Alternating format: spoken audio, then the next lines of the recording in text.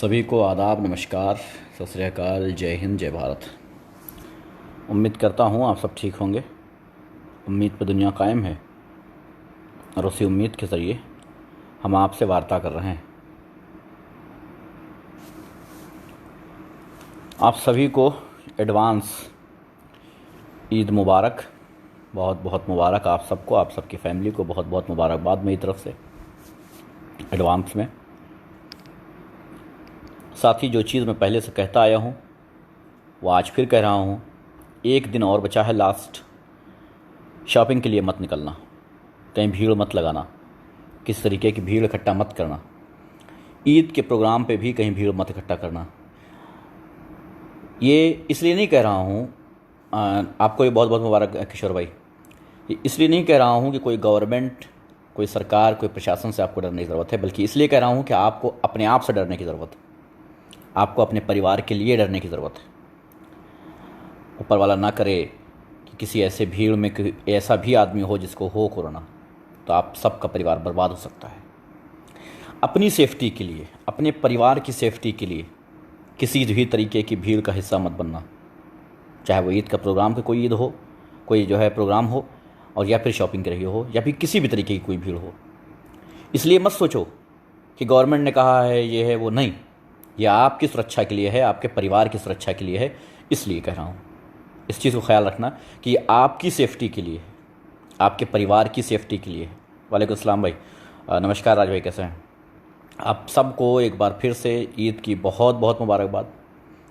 आज मैंने सुना कि मुंबई से चली एक ट्रेन गोरखपुर के बजाय उड़ीसा पहुंच गई। गोरखपुर के बजाय उड़ीसा पहुंच गई। नहीं, बुलेट ट्रेन की बात मैं सोच रहा था कि अगर बुलेट ट्रेन होती है तो मुंबई से गोरखपुर आने के बजाय उतने टाइम पे उड़ीसा नहीं बल्कि पाकिस्तान पहुंच गई होती। कमाल है। खैर, पाकिस्तान का नाम आया है तो ये बात भी याद आ गई कि कल पाकिस्तान में जो हादसा हुआ, 100 से ज़्यादा यात्री एक फ़्लाइट में थे और वो फ़्लाइट क्रैश कर गई। इसकी वजह से सारे के सारे यात्री मारे गए। बहुत अफसोसनाक हादसा है ये, किसी भी मुल्क के लिए, किसी भी इंसानियत के लिए, किसी भी इंसान के लिए। 100 परिवार गमों में डूब गए उस दिन जब एक दिन बाकी था ईद का। 100 परिवार बर्बाद हो गए उस दिन, जिस दिन एक दिन बाकी था खुशियों का। मुझे अफसोस है, उनकी मग़फ़िरत के लिए दुआ है, और अफसोस है कि 100 लोग एक साथ एक फ़्लाइट में, फ़्लाइट के इंजन डेड होने की वजह से 100 लोगों का एक साथ जलकर 100 लोग राख हो गए। कुछ अपने भाई लोग यानी इंडियन लोग इसका मजाक बना रहे हैं, कुछ तंज मार रहे हैं। मैं उनसे कहना चाहता हूँ कि इस तरीके की बातें छोड़ दो। इसलिए छोड़ दो क्योंकि वो भी इंसान हैं, वो भी इंसान हैं, आम जनता है, जैसे आम जनता तुम लोग हो ना। अगर पाकिस्तान इस पर मजाक बनाए हमारा तो हमें बहुत बुरा लगेगा।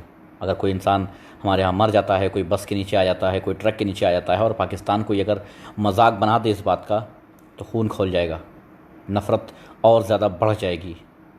तो भाई नफ़रत कम कर दीजिए। आप हैं दूसरे मुल्क के बेशक, लेकिन इसका मतलब ये नहीं कि किसी मुल्क में इतने बड़े हादसे का आप मजाक बनाएंगे। अपने यहाँ भी हादसे होते हैं, 24 लोग, 30 लोग, 36 लोग, 12 लोग, 14 लोग ट्रक के नीचे आ जाते हैं। फ़्लाइट तो बहुत दूर की बात है, फ़्लाइट में हो तो न जाने कितने हो जाएंगे। अगर कोई कहे, कोई भी पाकिस्तानी, अमेरिकन, ऑस्ट्रेलियन कोई भी कह दे कि अच्छा हुआ, मज़ा आया, क्या करोगे? जल के राख हो जाओगे ना। उस मुल्क से और उस मुल्क के लोगों से नफ़रत करने लग जाओगे ना। इसलिए कह रहा हूँ भाई, नफ़रत के बदले नफ़रत ही मिलेगी। वो भी आम इंसान थे, उनके घर परिवार बर्बाद हुए हैं। मुझे अफसोस है इस बात का कि 100 लोग एक साथ मारे गए, वो भी इंसान थे। इसलिए पाकिस्तान हमेशा से रद्दी फ़्लाइट खरीद लिया। रावल सिंह जी, ये ना कहिए, इंडियन एयरलाइंस से घटिया फ़्लाइट कोई नहीं होती है, हैं? आप फ़्लाइट पे नहीं बैठे होंगे, इसलिए आपको पता नहीं है। बात को आप बिगाड़िए मत। अब यहाँ से बिगाड़िए मत, वरना हम बोल देंगे तो फिर दिक्कत हो जाएगी। किसी ने नहीं बनाया मजाक। भाई साहब शैलेंद्र कुमार जी, मैं भेज दूँगा आपको 100 पोस्ट। मैं आपको 100 पोस्ट दूँगा। शर्त है, कुछ शर्त लगा लेना, फिर मैं 100 पोस्ट भेजता हूँ। मजाक नहीं, बल्कि ये भी कहा गया कि अच्छा हुआ मर गए आतंकवादी हैं साले पाकिस्तानी। तो प्लीज़ इस पे बहस ना करें। मैंने किसी का नाम नहीं लिया है, मैंने सिर्फ ये कहा है कुछ लोग मजाक बना रहे हैं। अगर आपको बुरा लगता है तो 100 भेज दूंगा। और रही बात फ़्लाइट की कि पाकिस्तान रद्दी खरीदता है या क्या खरीदता है, ये सब बातों में मैं नहीं जाना चाहता हूँ, क्योंकि इंडियन एयरलाइंस से भद्दी और रद्दी कहीं की फ़्लाइट नहीं साहब। बैलगाड़ी फिर ठीक है, इंडियन एयरलाइंस ठीक नहीं है। जो एयरलाइंस में सफ़र करते हैं वो जानते हैं, इंटरनेशनल फ़्लाइट्स में जो सफ़र करते हैं वो जानते हैं। बेशक शैलेंद्र भाई, मैं आपकी बात से सहमत हूँ कि पाकिस्तान की सरकार से दुश्मनी हो सकती है, वहाँ की आर्मी से दुश्मनी हो सकती है, लेकिन आवाम से नहीं। आवाम किसी भी देश की हो, हमसे उससे कोई दुश्मनी नहीं है, चाहे जिस देश की आवाम हो, क्योंकि पिसना आवाम को ही होता है साहब। करतूतें सरकार करती हैं, पॉलिटिशियंस करते हैं, लेकिन पिसना आवाम को पड़ता है। इसलिए आवाम के मरने पर खुशियाँ नहीं जताई जाती हैं। जो लोग जता रहे हैं खुशियाँ, वो लोग इस बात को समझ लें तो बेहतर होगा। खैर, वरना कल को आपको भी मजाक बनेगा तो फिर बुरा मत मानना, क्योंकि हमारे यहाँ भी एक ट्रक के नीचे मर जाते हैं 24। एक ट्रक के नीचे 24 मर जाते हैं। भूल रहे हैं आप? एक ट्रेन के नीचे 16 आ जाते हैं, भूल रहे हैं आप साहब? और उनका गम 5 मिनट से ज़्यादा नहीं मनाया जाता है भारत में। 5 मिनट तो सारी फेसबुक लाइव भर जाती हैं, सारी फेसबुक पोस्टें भर जाती हैं, उसके बाद सब ख़त्म। पूछा है उन 24 और उन 16 और उनसे लगातार जो एक्सीडेंट हो रहे हैं मज़दूरों के, पूछा है उनके परिवारों से क्या हाल है उनके, क्या हाल है उनके?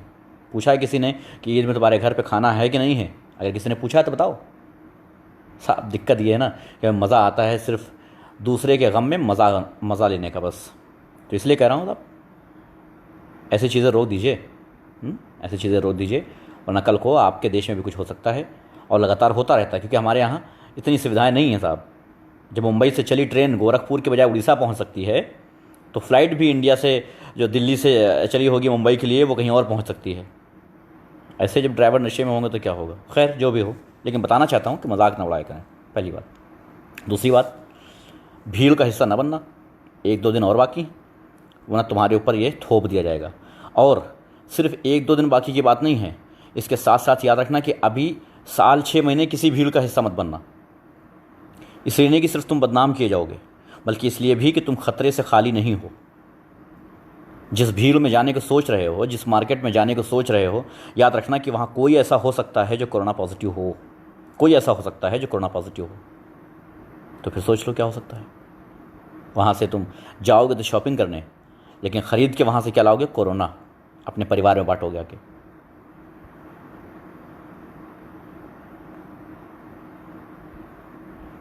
आदाब लिया समझी भाई, ठीक है। तो इसलिए ये ना सोचना कि कल ईद निकल जाए उसके बाद फिर तो बिंदास हम घूमेंगे, कोई टेंशन नहीं, फिर तो मार्केट में भीड़ लगाएंगे, कोई बात नहीं साहब। यह आपकी सेफ्टी के लिए ज़रूरी है, आपके परिवार की सेफ्टी के लिए ज़रूरी है। आप सबको बहुत बहुत मुबारक मेरे भाई, बहुत बहुत मुबारक आप सबको, ठीक है। आप सबके परिवार की सेफ्टी के लिए ज़रूरी है कि किसी भीड़ का हिस्सा तब तक ना बने जब तक कम से कम ये देश से ख़त्म ना हो जाए, ये कोरोना ख़त्म ना हो जाए। जब तक तब तक किसी भी भीड़ का हिस्सा बनने की कोशिश ना करें, किसी भी तरीके से इससे दूर रहें, अपने बचाव करें, सैनिटाइज़र यूज़ करें, ग्लव्स यूज़ करें, हर चीज़ बिल्कुल सेफ़, मास्क, हर चीज़ बिल्कुल सेफ़ रखें। अपने आप को सेफ़ रखेंगे तो आपकी फैमिली भी सेफ़ रहेगी, वरना हालात तो आप जानते ही हैं क्या हो रहा है।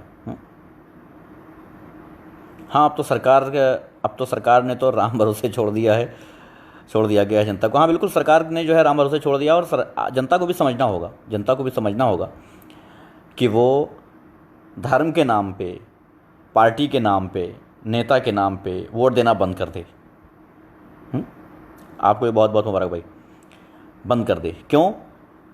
अगर आपके क्षेत्र का विधायक, आपके क्षेत्र का सांसद अच्छा होता तो वो काम कर रहा होता। नहीं कर रहा है मतलब आपने उसे वोट नहीं दिया था, बल्कि पार्टी पे और धर्म पे वोट दिया था। मुझे भी इस बात का बहुत अफसोस है, क्योंकि पर्व त्यौहार मनाने के लिए अपने ही आते हैं और अपनों के मरने पर किसी को खुशी नहीं होगी। बेशक सही बात है, बेशक राज भाई, नमस्कार शिव भाई, ठीक है। तो मेरे भाइयों, इसका ख्याल रखो, थोड़ा सा इंसानियत मुझे लगता है कि ज़रूरी हो गई है आज के दौर में, क्योंकि हम इंसानियत से बहुत दूर जा रहे हैं। हम इंसानियत से बहुत दूर जा रहे हैं, हम इंसानियत से। तो कोशिश करना कि थोड़ा सा नज़दीक आ सको। हाँ, जो लॉकडाउन में जो लोग मदद कर रहे हैं, अच्छा, ये शैलेंद्र कुमार जी कह रहे हैं ये आप गलत बात कह रहे हो कि आपको बदनाम किया जाएगा। आप उन हिंदू लोगों के बेइज्जती कर रहे हैं जो मुसलमानों को अपना भाई मानते हैं। बिल्कुल नहीं, बिल्कुल नहीं शैलेंद्र कुमार भाई, बिल्कुल नहीं। बदनाम कौन करता है? हाँ, मुसलमानों को बदनाम किया जाता है, बेशक किया जाता है। बदनाम कौन करता है? हिंदू बदनाम नहीं करता है साहब, मीडिया बदनाम करती है, सरकार के नुमाइंदे बदनाम करते हैं। तो इसमें हिंदुओं का कोई मसला ही नहीं है भाई। मैंने ये नहीं कहा कि हिंदू बदनाम करेंगे आपको, मैंने भी कहा है कि बदनाम किए जाओगे आप। मतलब मीडिया और सरकार के जो नुमाइंदे होते हैं वो बदनाम करते हैं मेरे भाई, ऐसा ना कहें प्लीज़। आपको भी बहुत बहुत मुबारक शिदांशु भाई। वालेकुम अस्सलाम भाई, वालेकुम अस्सलाम। साहब पूछ रहे हैं आपका नाम क्या है? मेरा नाम रिजवी है साहब, एहतशाम रिजवी। तो प्लीज़, और इस त्यौहार को कम से कम आप सब इसमें मिल नहीं सकते हैं। मैं ये नहीं कहूँगा कि आप सब मिलें, बाकी मैंने होली में और ईद में या किसी भी प्रोग्राम में मैंने कहा कि एक दूसरे धर्म के लोगों से मिलिए, लेकिन इसमें ये नहीं कहूँगा कि एक दूसरे धर्म से मिलिए, बल्कि इसमें ये कहूँगा कि एक दूसरे धर्म के लोगों को मैसेज कीजिए। एक दूसरे धर्म के लोगों को मैसेज कीजिए, उनसे हाल चाल पूछिए, उनको बधाई दीजिए, खुशियाँ बांटिए उनके साथ। ईद के मौके पर व्हाट्सअप यूज़ कीजिए, डिजिटल इंडिया का फ़ायदा उठाइए, डिजिटल इंडिया का फ़ायदा उठाइए और इस ईद के पर्व को हिंदू मुस्लिम एकता का पर्व बनाइए। सभी हिंदू भाई और मुस्लिम भाइयों से अपील है मेरी ये।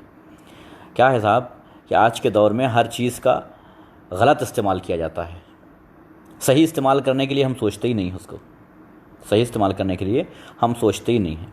और हाँ, एक बात और, मीडिया जो है ना, उससे दूर रहना। वो कुछ भी नया बम फोड़ सकती है लाके, कोई भी नया बम ला करके फोड़ देगी कि साहब ये मुसलमानों ने कर दिया, और हिंदू भाइयों के दिल में नफ़रत बिठा देगी मुसलमानों के लिए, सीधे तौर पे, बिल्कुल। हाँ, मुझे याद आया मीडिया से, मुसलमानों को सहरी इफ्तारी दे रहा है वैष्णो देवी मंदिर, लोगों ने कहा ये है असली भारत। बिल्कुल, ये है असली भारत, बेशक सच है, बेशक मानता हूँ इस बात को।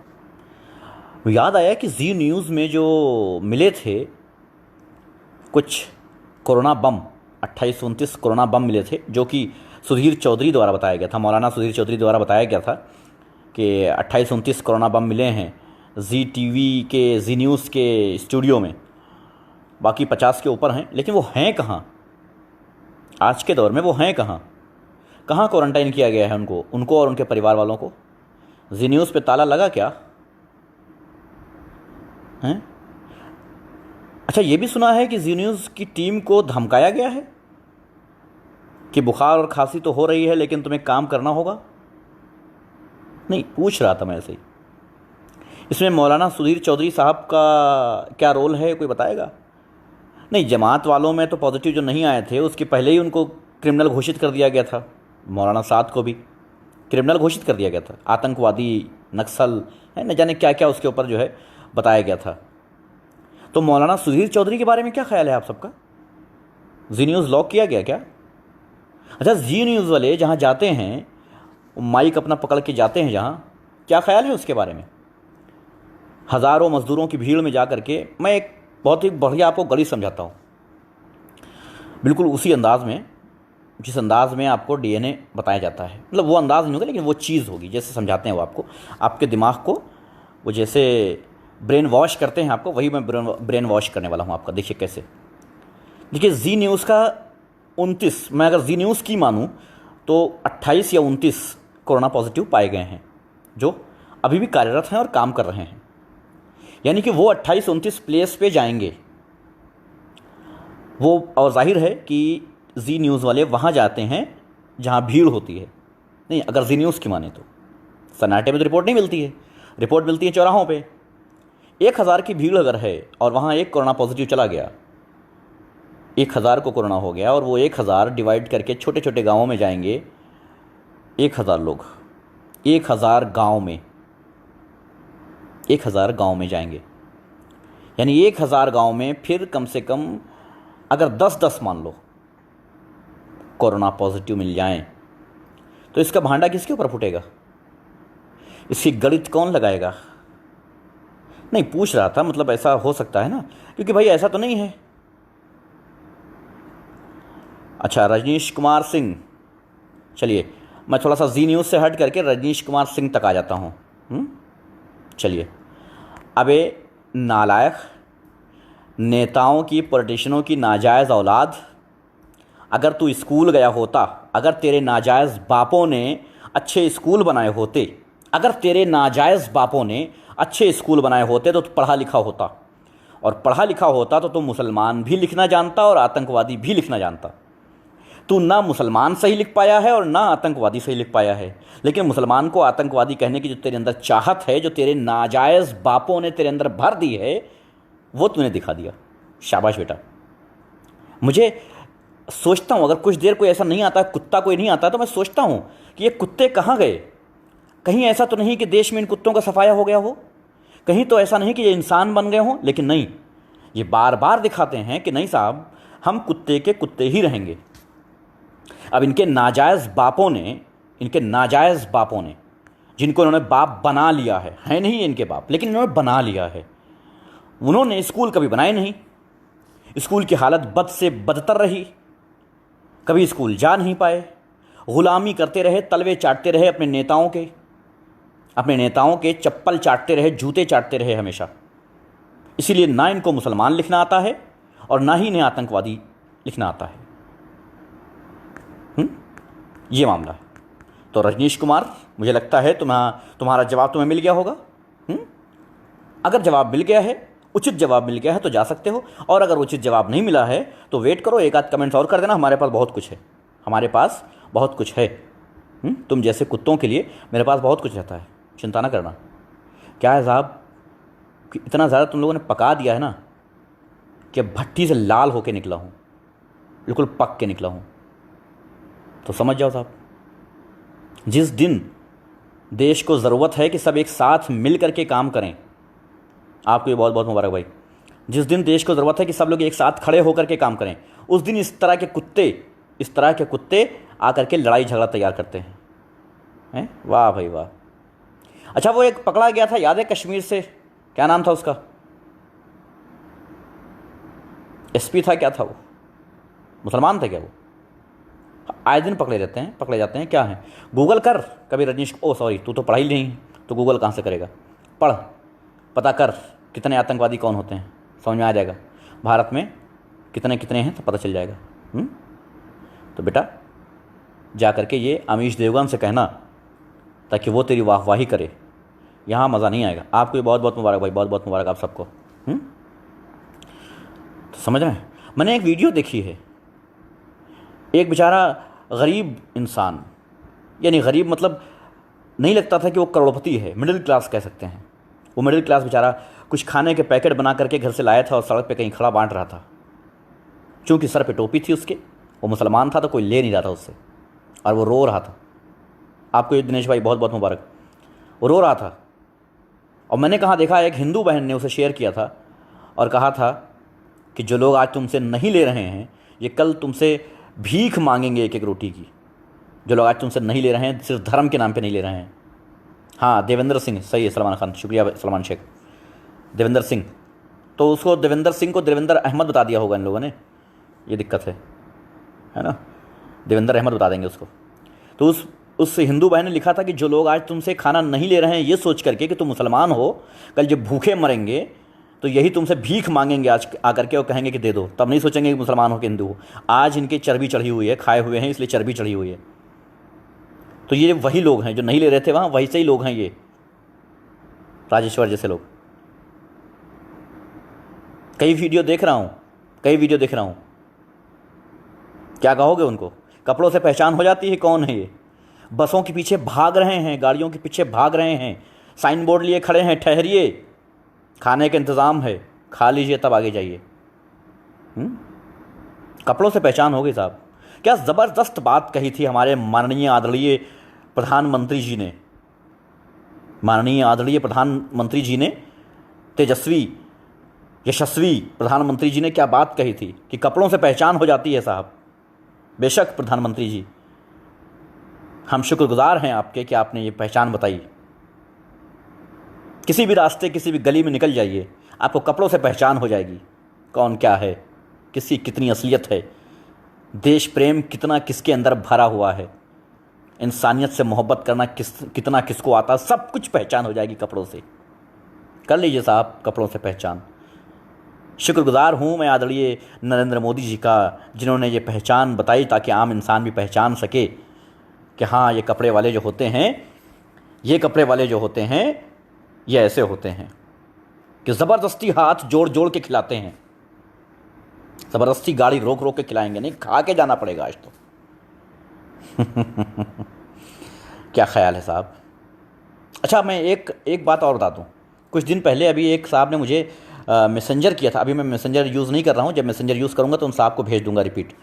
एक मैसेंजर पर साहब ने मुझे मैसेज भेजा था और ये दिखाया था कि एक मस्जिद को शक्तिशाली बनाने के लिए एक हिंदू आदमी की बलि चढ़ाई गई, दीवार में उसे चुनवा दिया गया बलि चढ़ा के। उन्होंने मुझे लिंक भेजा था किसी न्यूज़ का। कल ऑल्ट न्यूज़ ने उस पर रिसर्च किया तो पता चला कि ये फेक न्यूज़ थी। जिस चैनल ने बनाया था वो फेक है। जैसे कि आजकल वेब पोर्टल्स आ गए हैं, वेब पोर्टल्स जो आए हैं ये सब के सब ये 10,000 में रजिस्टर होते हैं, उसके बाद ये शुरू हो जाते हैं। अच्छा, आजकल असली खबर दो तो कोई नहीं सुनेगा, और ऐसी खबरें दो ना कि मस्जिद को शक्तिशाली बनाने के लिए चढ़ाई गई हिंदू भाई की बलि, ये हेडिंग रख दो, देखो कितना शेयर होगा ताबड़तोड़। तो उससे कमाई का ज़रिया अच्छा होता है।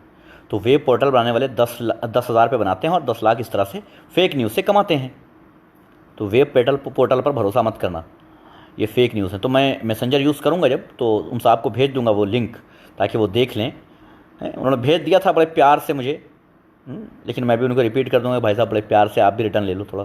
अच्छा, मैं खामोश था क्योंकि मुझे पता था कि वेब पोर्टल है, प्रमाणित नहीं है खबर। तो ऐसे ऐसे लोग हैं इस देश में कि नफ़रत फैलाने के लिए न जाने क्या क्या करते रहते हैं, क्या क्या करते रहते हैं। मुझे लगता है कुछ हद तक हिंदू मुसलमान कम हुआ होगा देश में, कम होना चाहिए, क्योंकि भूख से तो सभी मर रहे हैं ना। भूख से तो सभी मर रहे हैं, क्या हिंदू क्या मुसलमान। और ये लॉकडाउन जिस तरह चल रहा है, इस टाइम जिस हिसाब से भारत की सिचुएशन है, जिस तरह कंपनियां निकाल रही हैं अपने वर्कर्स को, 12 घंटे आपको काम करना होगा। पता चला आपको? नहीं, पता नहीं चला होगा। पता है, यह कानून बनाया है भारत सरकार ने कि अब आप मजदूरी 8 घंटे नहीं 12 घंटे करोगे। जी, 12 घंटे करोगे। पता चला आपको? नहीं पता चला होगा। आपको क्या पता चलेगा साहब? आपको ये पता चला होगा फला मुसलमान के चक्कर में कोरोना फैल गया, ये पता चला होगा। मगर ये पता नहीं चला होगा कि सरकार ने आपके खिलाफ क्या करतूतें की हैं। हाँ, 12 घंटे कार्य करना होगा आपको, 8 घंटे नहीं साहब। और हाँ, आप जॉब छोड़ नहीं सकते हैं जब तक कंपनी न चाहे। जब कंपनी चाहे तो वो 1 सेकंड में आपको निकाल के लात मार के घर भेज सकती है, जब चाहे तब। आप नहीं पूछ सकते कि साहब कैसे, ना। उनकी मर्ज़ी, उनकी कंपनी, उनके कानून चलेंगे। यानी कुल मिलाकर के बंधुआ मजदूर। मुझे लगता है कहना पड़ेगा साइमन कम बैक, तुम ही ठीक थे भाई, तुम ही ठीक थे। कम से कम देश को तरक्की तो मिल रही थी, आज तो साली वो भी ठप हो गई।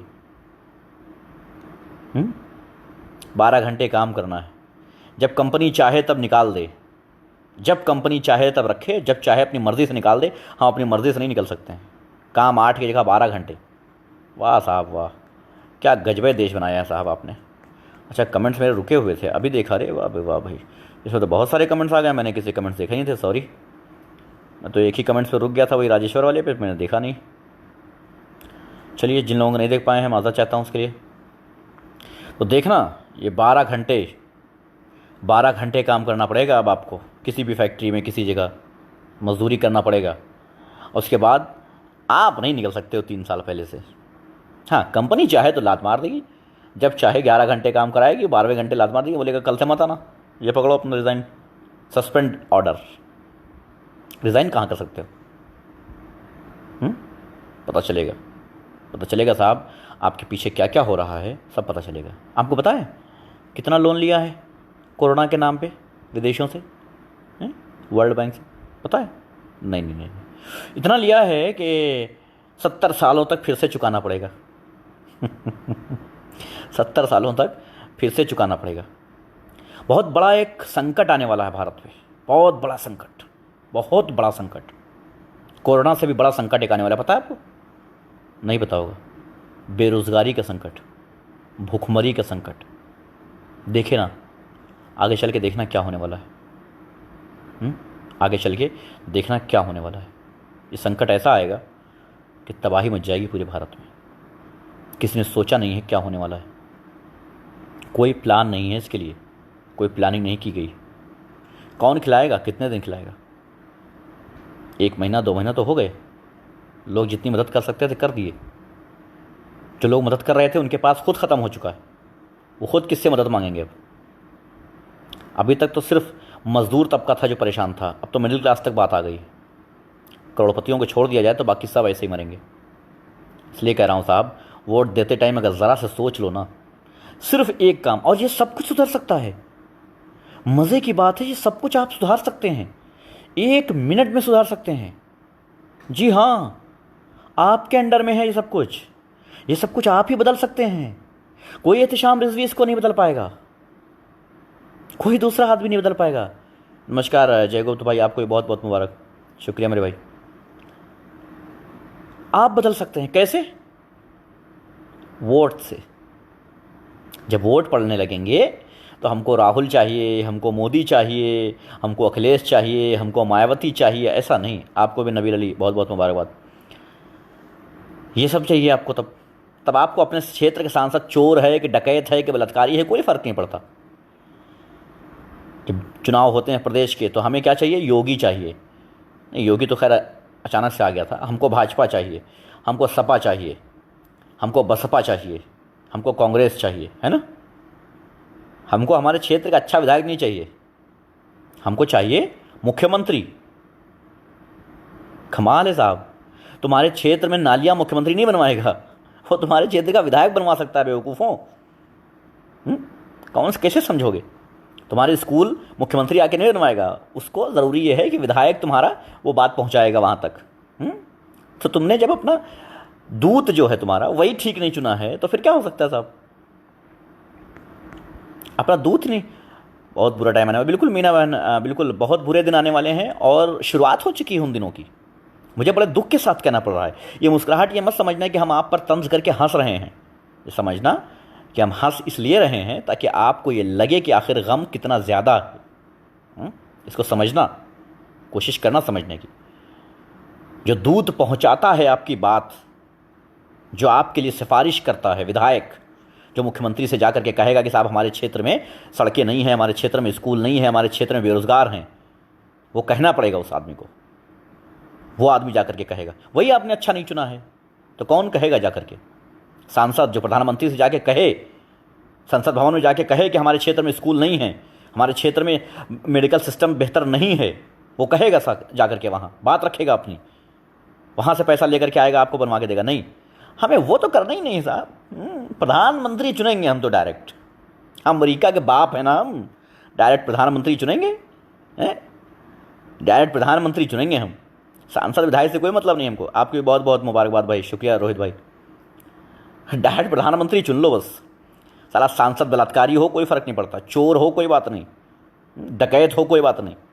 जितना पैसा प्रधानमंत्री कोष से आता है, जो सांसद निधि में आता है या जो दूसरी सर्विसेज के लिए आता है, वो सब खा जाए, कोई दिक्कत नहीं है भैया। जब वही नहीं ठीक होगा तो काहे जितना भी पैसा सरकार दे दे तुमको, कभी तुम तक नहीं पहुंचेगा। तुम तक पैसा पहुंचाने के लिए, तुम तक वो बातें पहुंचाने के लिए, तुम तक वो ज़रूरतें पहुंचाने के लिए ज़रूरी है कि तुम तक पहुंचने वाला आदमी ईमानदार हो, और वो हो नहीं सकता भारत में। वो इसलिए नहीं हो सकता कि आप सब हार मान चुके हो। कि आपके क्षेत्र में कोई, मैं कैसे मान लूँ कि आपके विधानसभा क्षेत्र में एक ईमानदार आदमी नहीं है? मैं कैसे मान लूँ कि आपके लोकसभा क्षेत्र में एक ईमानदार आदमी नहीं है जो सांसद बनने के लायक हो, आपके क्षेत्र में काम करने के लायक हो, आपके क्षेत्र में विधायक बनने के लायक हो, आपके क्षेत्र में काम करने के लायक? क्या आपका क्षेत्र इतना ज़्यादा जहरीला हो चुका है कि एक आदमी नहीं है 10 लाख में, 50 लाख में? एक आदमी नहीं है? अगर ऐसा है तो फिर शर्म आनी चाहिए आप सबको, शर्म आनी चाहिए, हमको भी आनी चाहिए। हम सबको जोड़ते हैं इसमें, हमको भी शर्म आनी चाहिए। अगर हमारे क्षेत्र में एक आदमी ऐसा नहीं है जो विधायक बनने के काबिल हो तो शर्म आनी चाहिए हमें। कम से कम 10 लाख तो वोटर होते हैं विधायक क्षेत्र में, बहुत कम मान लिया तो विधानसभा क्षेत्र में 10 लाख मान लिया, यानी 10 लाख लोगों में एक लोग ऐसे नहीं हैं जो ईमानदार हों। लानत है, ये कौन सा देश बना दिया साहब? 10 लाख में एक ईमानदार नहीं, तो फिर हमारा भारत महान कैसे हो गया? कौन कहता है कि हमारा भारत महान है अगर हम 10 लाख में एक नहीं है ईमानदार? तो हम ईमानदार नहीं हैं? अगर हम ईमानदार नहीं हैं तो हम महान कैसे हो गए? फिर क्यों हम भारत माता की जय और भारत महान और मेरा भारत महान किया करते हैं? बिल्कुल ईमानदार हैं अगर तो बेशक, बिल्कुल। सबसे इम्पोर्टेंट ये है कि हमको अपने क्षेत्र के उन राजनीतिक पार्टियों से छुटकारा चाहिए होगा जो सिर्फ लूटने का काम करते हैं। हमें उन लोगों को आगे लाना होगा, हमें समाज के उन अच्छे लोगों को लाना होगा सामने जो कार्य पर भरोसा करते हैं, आपके साथ मिल करके, आपके सहयोग करके आपके क्षेत्र में कार्य करना चाहते हैं और कार्य पर भरोसा करते हैं। हमें उन लोगों को सामने लाना पड़ेगा, उन लोगों को ताकत देनी पड़ेगी और उनकी ताकत बननी पड़ेगी। पैसा नहीं होगा उनके पास, और पैसे की ज़रूरत है। मैं सोचता हूँ कि पैसे की क्या ज़रूरत है? किसी विधानसभा में अगर किसी विधायक को जिताना है तो पैसे की क्या ज़रूरत है? ये नहीं समझ पा रहा हूँ मैं। अगर क्षेत्रवासी चाहें तो फिर पैसे की क्या ज़रूरत है? एक गरीब आदमी को विधायक क्यों नहीं बनाया जा सकता है? अगर वो ईमानदार है, पैसा नहीं है उसके पास लड़ने भर का, तो हम उसको विधायक क्यों नहीं बना सकते हैं? हमें पैसे की क्या आवश्यकता है उसके विधानसभा में जाने से? जाता गड्डियों से नहीं है साहब, जाता वोटों से है। अब निर्भर करता है कि आप अपना वोट गड्डियों पे बेचते हैं या अपने बच्चों के भविष्य के नाम पे देते हैं। अयूब भाई कह रहे हैं एक बात जवाब दो भाई। जी मैं देख लेता हूँ भाई, मैसेज छूट गया हो तो जवाब दो भाई। दूसरा मैसेज भी यही है, जवाब दो भाई का। अच्छा तीसरा देख लेता हूँ भाई। आपके मैसेज बहुत ऊपर। आपको ईद मुबारक भाईजान। आपको भी बहुत बहुत मुबारक भाईजान, बहुत बहुत मुबारक। आपको भी बहुत बहुत मुबारकबाद भाई। हैं तो भाई कहाँ से पैसे की ज़रूरत पड़ गई भाई? कहाँ से पैसे की ज़रूरत है? किस लिए पैसे की ज़रूरत है? कौन लोग हैं जो अपना वोट दे रहे हैं पैसे के नाम पे? कहीं यही लोग तो नहीं हैं जो दौड़ के आ रहे हैं? कहीं यही लोग तो नहीं हैं जो पैदल आ रहे हैं? कहीं यही लोग तो नहीं हैं जो आज रो रहे हैं? कहीं यही लोग तो नहीं हैं जो आज भूख से मर रहे हैं? अगर यही लोग हैं तो इन्हें समझने की ज़रूरत है कि अगर आपने अपने नाम अपना वोट किसी पैसे पे ना बेचा होता, दारू पे ना बेचा होता, मुर्गे पे ना बेचा होता, तो आज आपके यहाँ ऐसे हालात ना होते। आप अगर अपने क्षेत्र के लोगों को ज़रा से भी समझते होते तो बताइए प्रचार कैसे होगा? अगर समाज के लोग चाहेंगे तो प्रचार भी होगा हमद भाई। अगर समाज के लोग एक साथ होंगे, बिल्कुल मैं बता रहा हूँ भाई वहदत भाई, अगर समाज के लोग एक साथ हैं तो फिर प्रचार की कोई आवश्यकता नहीं है। प्रचार वही लोग करेंगे जो लोग वोटर हैं, जो लोग वोट दे रहे हैं, वही प्रचार करेंगे। एक विधायक अगर आपके क्षेत्र में खड़ा हो रहा है, उसके गांव के लोग उसको खड़ा कर रहे हैं, तो उसके गांव के लोग खुद प्रचार करेंगे उसके लिए। किस आदमी को मैं जानता हूं, ये ईमानदार है, ये काम करने वाला है, कर सकते हैं। और वो गांव के लोग दूसरे लोगों को मना सकते हैं और दूसरे तीसरे को मना सकते हैं। इस तरीके से अगर वोटर्स चाहेंगे तो एक से दूसरे तक बात पहुंचाने में कोई मुश्किल नहीं है। दंगे कैसे होते हैं? दंगे हो जाते हैं बड़े से बड़े दंगे हो जाते हैं। कोई कहीं प्रचार नहीं करता दंगे का, लेकिन दंगे हो जाते हैं। साहब एक बार बोल दिया, एक जगह अनाउंस कर दिया कि फला साहब ने गाय काट दिया, बस पूछा नहीं, मारना शुरू हो गए। 1 लाख की भीड़ बट हो गई साहब, घर में घुस के मार डाला उसको। फ्रिज में उसके गोश्त रखा है, पता चल गया कि फ्रिज में गोश्त रखा है। किस चीज़ का गोश्त है, क्या है, गोश्त है भी कि नहीं पता नहीं, साहब ने बोल दिया कि फ्रिज में गोश्त है, बात ख़त्म, मार दिया गया।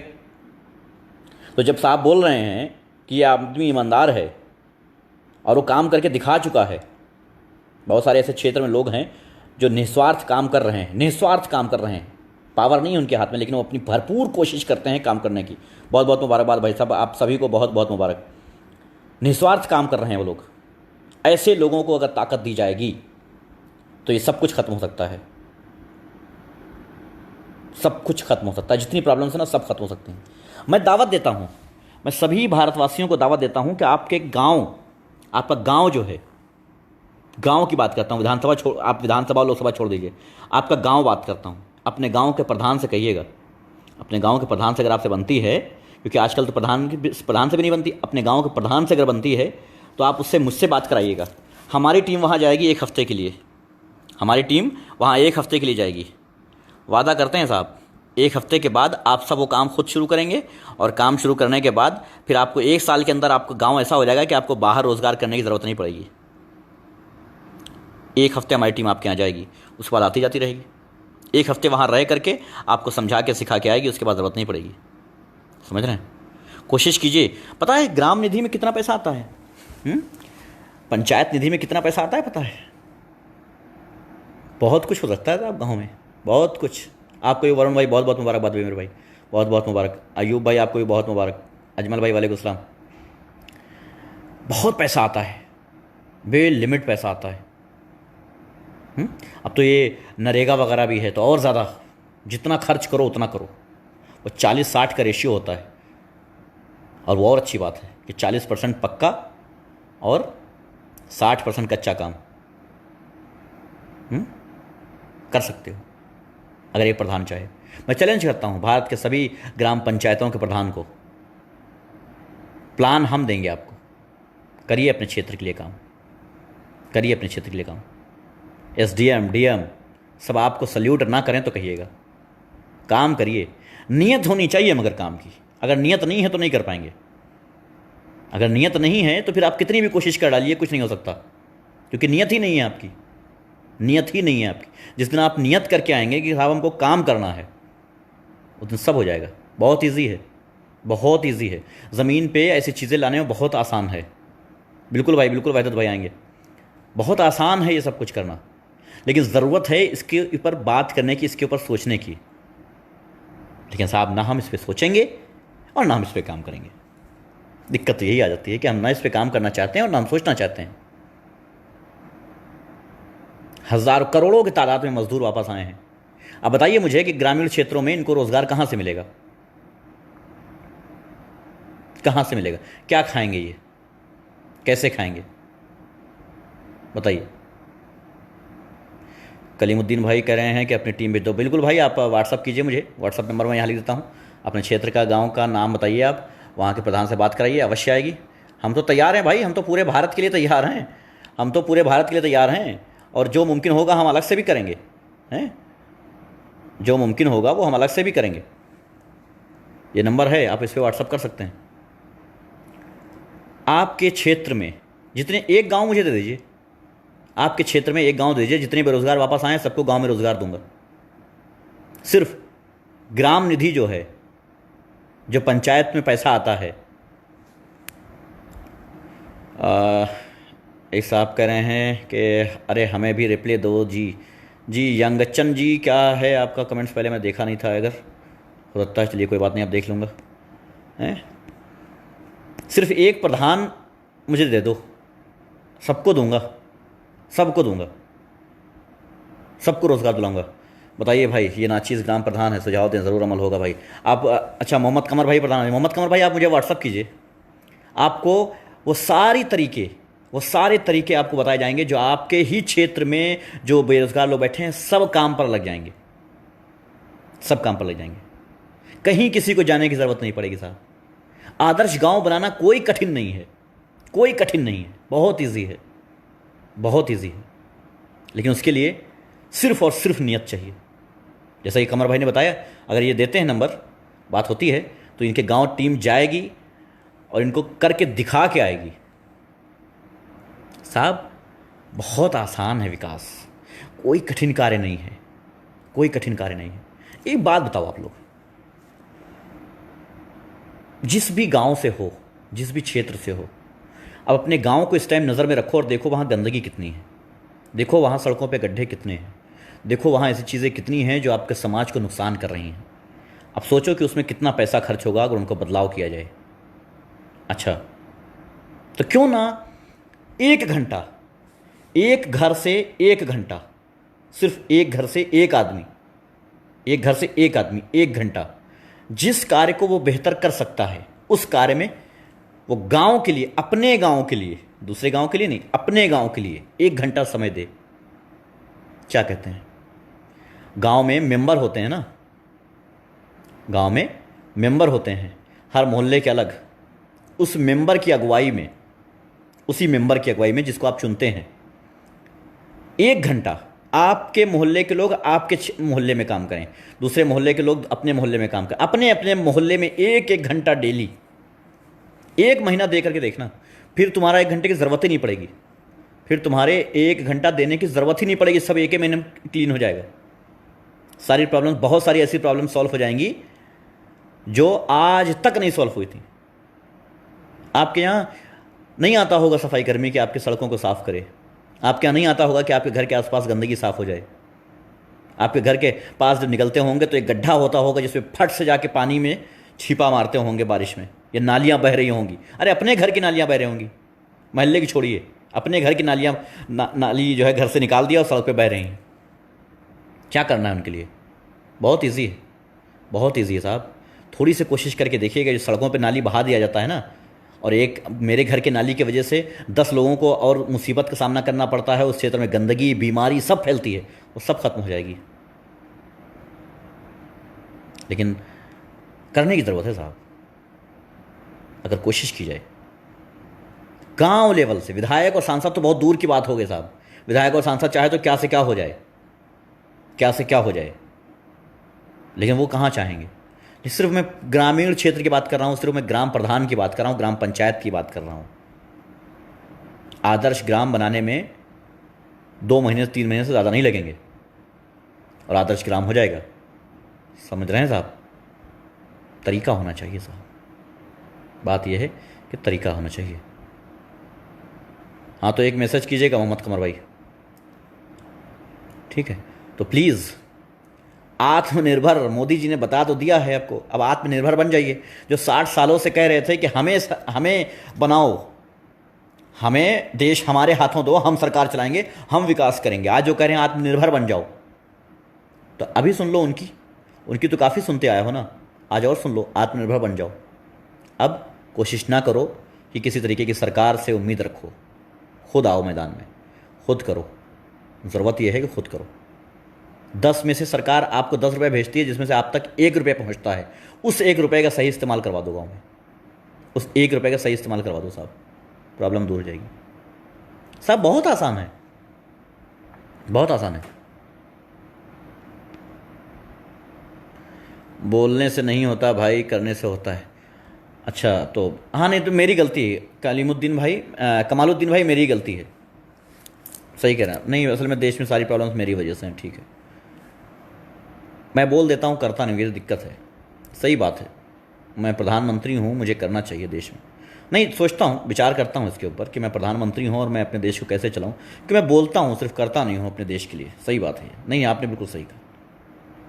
कल से एक काम करता हूँ, 8 बजे लाइव आ जाता हूँ और घोषणा कर देता हूँ किसी चीज़ की, है ना, कि कल से ये शुरू हो जाएगा, शायद शुरू हो जाए। प्रधानमंत्री हूँ ना मैं, है ना। बिल्कुल वैदत भाई, मैं हाजिर हूँ 24 घंटे मैं हाजिर हूँ। तो अगर मैं प्रधानमंत्री हूँ तो मुझे सोचना चाहिए था कि क्यों ये प्रॉब्लम्स हैं। अगर प्रधानमंत्री हूँ तो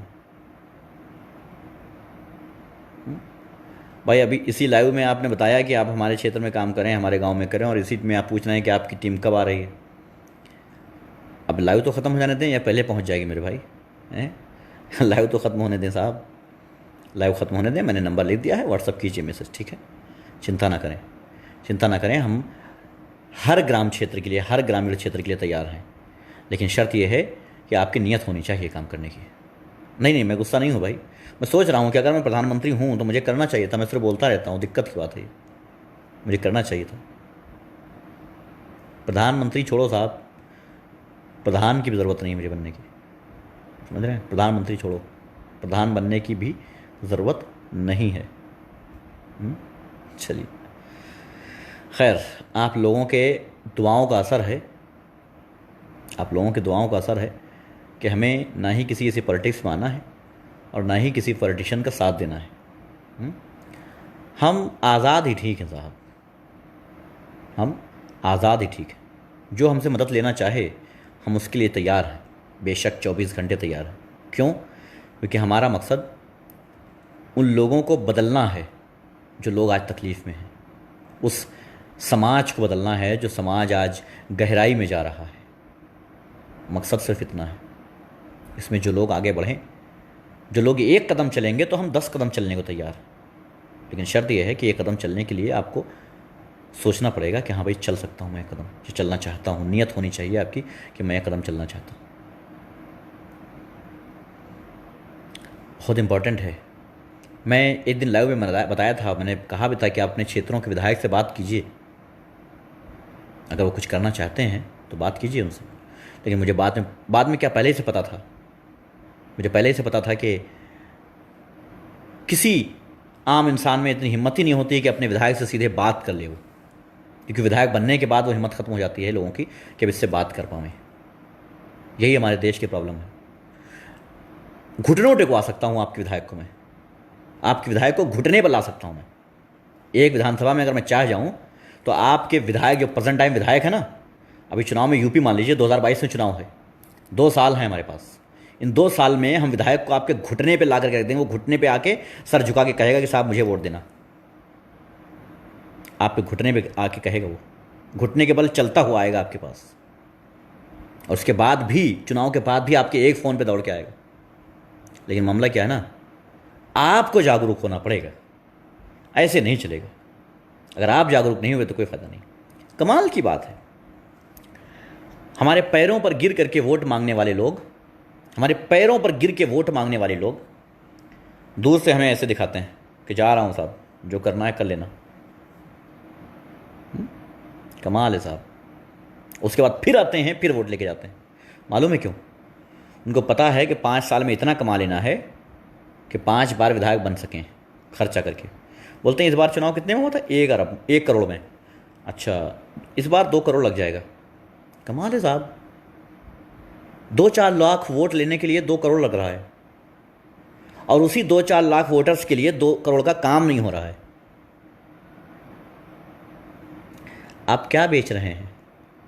ये सब्जी नहीं है साहब जो आप बेच रहे हैं। ये अपने बच्चों का भविष्य बेच रहे हैं आप वोट के नाम पे। समझ रहे हैं साहब? ये खेत में उगाई गई सब्जी नहीं है, ये धान चावल गेहूं नहीं है, ये आप अपने बच्चों का भविष्य बेच रहे हैं। समझ रहे हैं साहब? ये आपका ठप्पा जो है ना, वोट, ये अपने बच्चों का भविष्य है जो हम बेच रहे हैं नेताओं के हाथ। और ये खरीद करके, आपके बच्चों का भविष्य खरीद करके अपने बच्चों को दे देते हैं। उनके बच्चे पॉलिटिशियन बन जाएंगे, डॉक्टर, इंजीनियर, साइंटिस्ट बन जाएंगे, ऑफिसर बन जाएंगे, क्योंकि आप सबके बच्चों का भविष्य खरीद लिया है उन्होंने और सारा हिस्सा अपने बच्चे को दे दिया है। तो उनके तो बन गए साहब। आपके बच्चे फिर सर पे झव्वा रख करके मजदूरी करेंगे, कहीं दिल्ली, कहीं मुंबई, और फिर से कभी कोई ऐसी आपदा आएगी, फिर से हज़ारों किलोमीटर पैदल चल के आएंगे। उसके बाद कोई नेता आएगा, हम आपके साथ हैं, और हो गए हम उसके मुरीद कि हम आपके साथ हैं। वाह क्या बात, कमाल है साहब। मज़दूरों पे बात होती है हमारे देश में, बेरोज़गारी पे बात होती है, उसमें एक भी बेरोज़गार नहीं बैठता है, एक भी मज़दूर नहीं बैठता है, और बात होती है मज़दूरों पे और बेरोज़गारी पर। वाह साहब वाह। कानून पास होता है कि 8 नहीं 12 घंटे मजदूरी करना पड़ेगा। बिल पास होता है, और बिल पास जो होता है उस पर बहस करने के लिए कोई मजदूर नहीं होता है। मजदूर जिनको वोट बेचते हैं वो लोग होते हैं। आपने तो वोट बेच लिया था उनके हाथ, अपने सांसद के हाथ। वो सांसद क्यों कहेंगे कि नहीं साहब ये 8 घंटे काम करेंगे, 12 घंटे क्यों करें? नहीं 12 घंटे नहीं करेंगे। तो कहेंगे अच्छी बात है, साला मेरे साथ वोट बेचा था, रुक जाओ, कसर निकालेंगे, पिछली बार 12 घंटे काम करवाएंगे हम तो अपनी फैक्ट्री में, हो गया काम। तुम्हारे हक में बात क्यों करे? तुम्हारे हक में बात क्यों करे वो? साहब ये वोट बड़ा कीमती है। ताकत को समझा नहीं है भारतवासियों ने, लोकतंत्र का मतलब ही नहीं समझे हो। बहुत ताकत है इस एक वोट में, बहुत ताकत है। अगर ये एक वोट चाहे ना तो अर्श से फर्श पे पटक दे अच्छे अच्छों को। जो आज निकलते हैं तो सड़कों पर सन्नाटा छा जाता है, कल आपके बीच आकर के भीख मांगेंगे। गृह मंत्री को देखा है कभी? पास से कभी देखा है? नहीं ना, टीवी पे देखते होगे। वोट मांग रहा था, घर घर जाके वोट मांग रहा था गृह मंत्री, याद है? पिछले दिनों दिल्ली में चुनाव था, घर घर जाके वोट मांग रहा था, पोस्टर बांट रहा था, याद है? गृह मंत्री देश का घर घर जाकर के वोट मांग रहा था। बताइए कितनी बड़ी ताकत है इस वोट की। लेकिन साहब हम इस वोट की ताकत को ही नहीं समझे। दुख हमें इस बात का कि हम इस वोट की ताकत को समझे ही नहीं। यही दिक्कत है। अगर हम समझ गए होते इस वोट की ताकत को तो आज ये ना करना पड़ता। अच्छा, कमेंट्स फिर से रुक गए थे।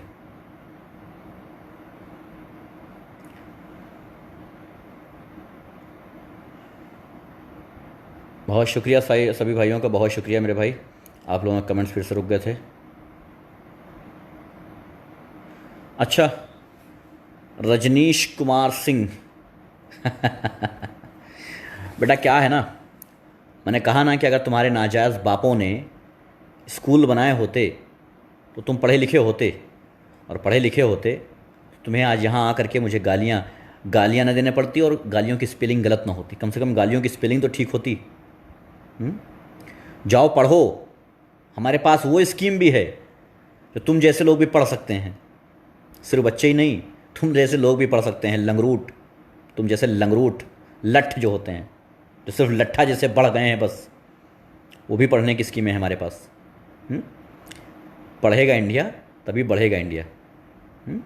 बाकी डिजिटल इंडिया बनाने से कोई बढ़ेगा नहीं, समझ रहे हैं साहब? ज़मीनी हकीकत सोचो, हवा में तीर न चलाओ। हवा में तीर न चलाओ कि हम प्रधानमंत्री चुनेंगे, अमेरिका के बाप ना बनो।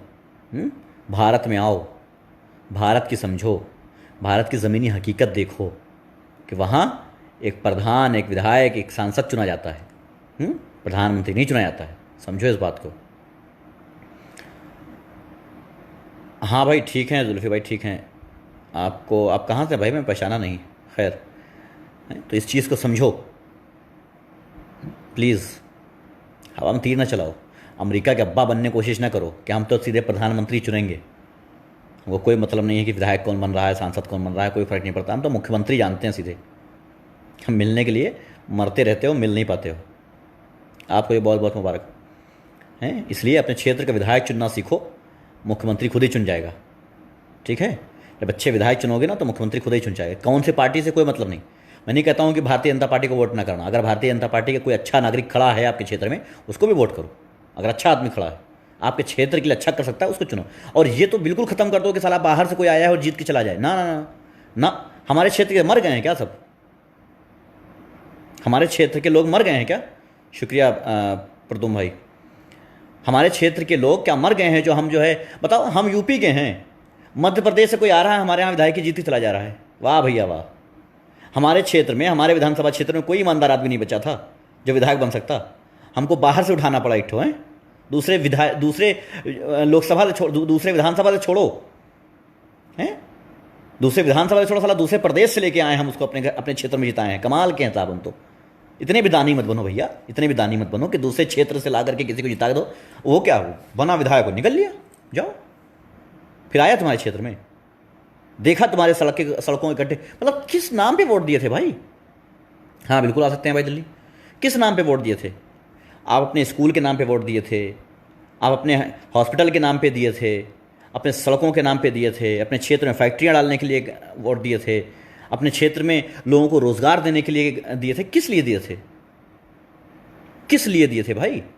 किसी भी राजनीतिक पार्टी को जीता, मुझे नहीं पता आपके क्षेत्र में किस पार्टी के विधायक है। जिसको भी दिए थे, क्यों दिए थे? क्या सोच के दिए थे? कोई तो वजह होगी। क्या सोच के दिए थे? कौन है ये भैया? दादा हैं, चाचा हैं, नाना हैं, बाबा हैं, मौसी के जेठ के लड़के हैं? क्या है भाई ये? क्यों कर दिया था ये वोट? क्या वजह थी? कुछ तो बात रही होगी। कमाल है साहब। हमारे यहाँ स्कूल की हालत जर्जर है, कभी भी गिर सकता है स्कूल, उसमें बच्चे मर सकते हैं, और हमारे विधायक जी जीत करके अपने घर चले गए। कमाल है, हद हो गई। हॉस्पिटल में एक ही टैबलेट हर मर्ज में दिए जा रहे हैं, विधायक जी जीत गए और चले गए। कमाल है साहब। सड़कें जहां की तहां पड़ी हैं, भूख वहीं की वहीं पड़ी है, और विधायक जी आए थे और चले गए जीत के। तो फिर वोट किस नाम पे दिया था आपने? किस नाम पे दिया था? क्या आपके क्षेत्र में एक भरोसेमंद आदमी नहीं रह गया है? मिल के जिता सकते हैं उस आदमी को, मिल करके आप सब लोग बात करके उससे काम भी करवा सकते हैं, लेकिन जिससे पैसा लेकर के आप उसको जिताएंगे, उससे आप काम नहीं करवा सकते हैं। एक आदमी को अगर आप चुनेंगे, आप सब बिना पैसे के, बेपैसे के, पैसा नहीं लेंगे उससे, और उसको चुनेंगे, तब जाकर के आप उससे काम करवा सकते हैं कि साहब मैंने तुम्हें वोट दिया था, मैंने तुम्हें खड़ा किया था, हम क्षेत्रवासियों ने तुम्हें खड़ा किया था और जिताया था, अब हम चाहते हैं कि ये काम किया जाए। उसको भी लगेगा कि यही लोग मुझे चुने हैं, इनका काम करना पड़ेगा, दबाव बनेगा। जब तक दबाव नहीं होगा तब तक काम नहीं होगा।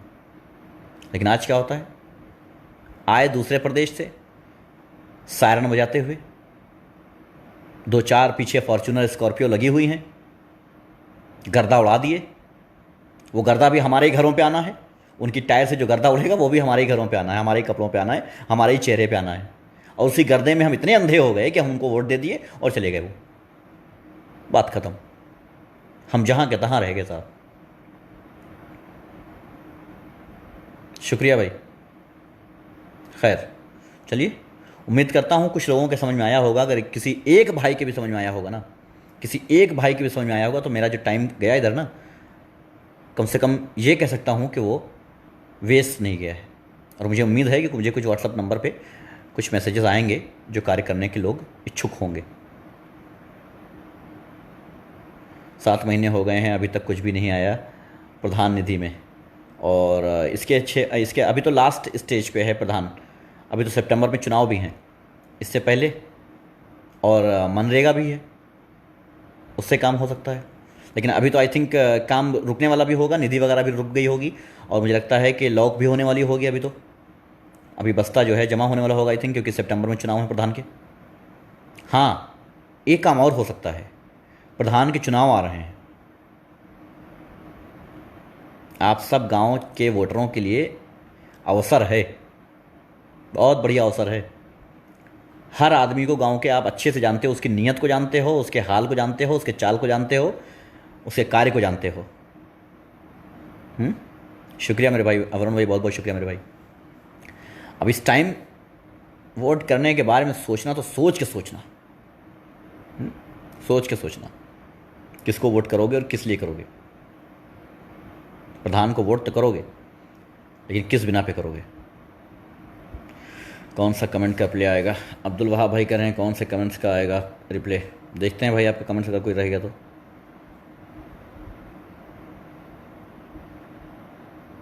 अच्छी बात करते हैं, शुक्रिया भाई। सिर्फ इसलिए कि मुसलमान को परेशान करें, भाई भरोसा किस पर करें। जिस दिन जातिवाद हट जाएगा उस दिन इंडिया में, उस दिन हाँ बिल्कुल, जातिवाद तो बहुत इंपॉर्टेंट है हटाने के लिए। और जातिवाद हटाने के लिए सबसे इम्पोर्टेंट ये है, सब लोग एक साथ मिलकर करेंगे जब ये काम, तो सब कुछ होगा। आपके भी बहुत बहुत मुबारकबाद मेरे भाई। जी शैलेंद्र भाई, है ना। तो जातिवाद भी तभी ख़त्म हो सकता है जब वो ज़मीन लेवल से ज़मीनी हकीकत उसकी चेंज की जाएगी, बदली जाएगी, तभी बदल सकता है, तभी बदल सकता है। अभी तो बने हैं प्रधान नहीं कहाँ से भाई? अच्छा यूपी के नहीं हैं आप, कहीं और के हैं क्या? अगर यूपी के हैं तो यूपी में तो आई थिंक चुनाव होने वाले हैं सितंबर में प्रधानी के। अगर अभी हैं तो, अगर अभी आप बने हैं प्रधान तो बहुत अच्छी बात है। फिर तो आपके पास एक बहुत बेहतरीन मौका है अपने समाज के लिए काम करने का, अपने समाज के लिए कार्य करने का बहुत बेहतरीन मौका है। हाँ देखते हैं रिजवी साहब। नहीं जुल्फी भाई नहीं खड़े होंगे, छोटा वाला भाई खड़ा होगा इस बार। खैर जो भी हो, बहरहाल आप लोगों से उम्मीद करता हूँ कुछ समझे होंगे, और आप नहीं समझे होंगे तो क्या करना है। एक आदमी पूरे देश को नहीं बदल सकता है, समझा सकता है आपको, बदल नहीं सकता है। मैं और मेरी पूरी टीम आपके क्षेत्र में, आपके गांव में आने को तैयार है। आप जब चाहें, जैसे चाहें आकर के आपको वो सब कुछ बताया जाएगा, करके दिखाया जाएगा जो आपके समाज के लिए बेहतर है। सब कुछ, बहुत छोटी छोटी चीज़ें हैं, बहुत छोटी छोटी चीज़ें। मैं नहीं कहता हूँ लाखों करोड़ों का बजट चाहिए उसके लिए, नहीं साहब। आपके प्रधान निधि में ही काम हो जाएगा, नरेगा में ही काम हो जाएगा, समझ रहे हैं, उसी में काम हो जाएगा। बहुत सारी चीज़ें ऐसी होंगी जो बगैर पैसे के हो जाएंगी, ये भी बात है। बहुत सारी ऐसी चीज़ें हैं जो बगैर पैसे के होंगी, लेकिन उसको अमल में लाना ज़रूरी है। बाकी सब कुशल मंगल है। दुआओं में याद रखिएगा, जो भक्त गण में गाली देते हैं वो सुबह शाम 2 बार कम से कम तो गाली दिया करें, क्योंकि उनकी गालियों से मुझे ये लगता है कि मैं वो कर रहा हूँ जो उनके लिए ख़तरा है। इसलिए गाली देते रहो मेरे भाई, मुझे असर नहीं पड़ता। धन्यवाद, जय हिंद।